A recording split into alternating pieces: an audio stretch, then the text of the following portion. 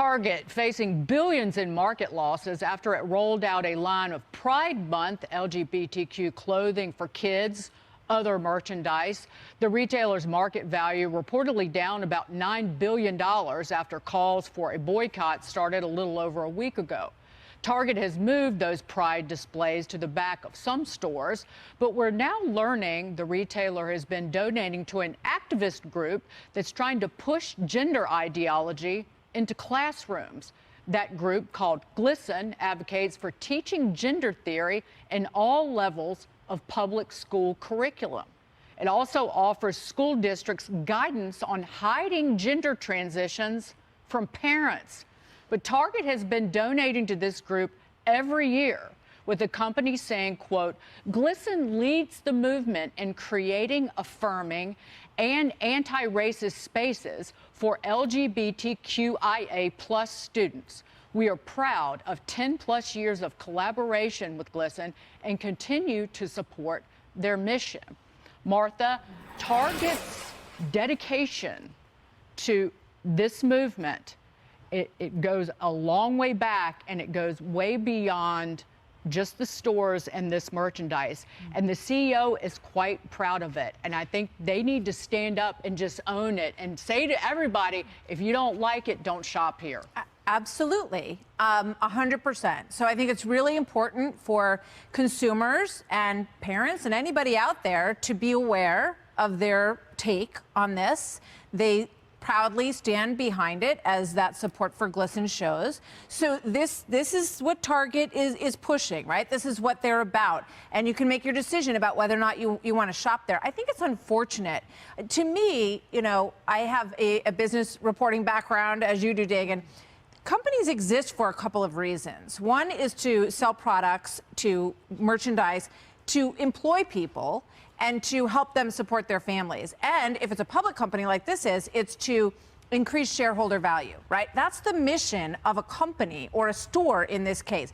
They have wandered so far away from their mission. I think this is a problem in education. It's a problem in a lot of areas in American life. If you don't know what your mission is and what you're about, you're there to sell clothes, employ people, increase shareholder value. But they're here to preach about something, which is a whole nother avenue. And so it's good that people are becoming more aware of that, because then they can make their decision about whether or not that's something they want to support.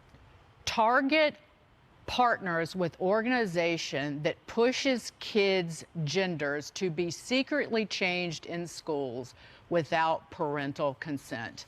And the CEO just about a week ago said, I think that these decisions on diversity, equity, and inclusion is good business, and it's the right thing for society, and it's a great thing for our brand. Moralizing, they've taken a side that does not line up with a lot of their customers, Chris. Yeah, and I think it should go beyond simply a boycott. I don't want to live in some kind of libertarian dreamscape where multi-billion-dollar companies can target children for sexual grooming and pay for parents to be cut out of decisions for this thing to go through schools. It's kind of wild to see this, because, I mean, people keep on trying to obfuscate. The governor of California said this is about racism and anti-Semitism. No, it's about targeting children. That's exactly what happened in Florida with Governor DeSantis saying, hey, you can't target kids anymore. It's not the don't say gay law. It's you cannot target children. And for all these activists who claim it's just about freedom, it's not about kids, well, they sure do absolutely chimp out when people say you can no longer attack children. It seems like it's a central core part of this ideology, and it's everywhere. And places like Target should not be allowed to do that. The American people shouldn't allow it. I don't believe in boycotts. I never call for them, but it is certainly up to every individual in this country where they shop, and it's up to Target who they want to stand up for. And I love what Joey Jones broadly said. He said, I learned a long time ago, if you make half of America mad by taking a stand, all you do is make the other half mad by going back on it, so you might as well stick with it. And that's exactly what's happened with Target. Yeah, you might remember back in 2016, Target started allowing men who identify as women to go into the changing rooms and of women and children as well. And at that time, the American Family Association called for a boycott of Target. Didn't get a lot of traction, really didn't, but it still was sort of crossing that line. So Target does have a history of some of these things happening.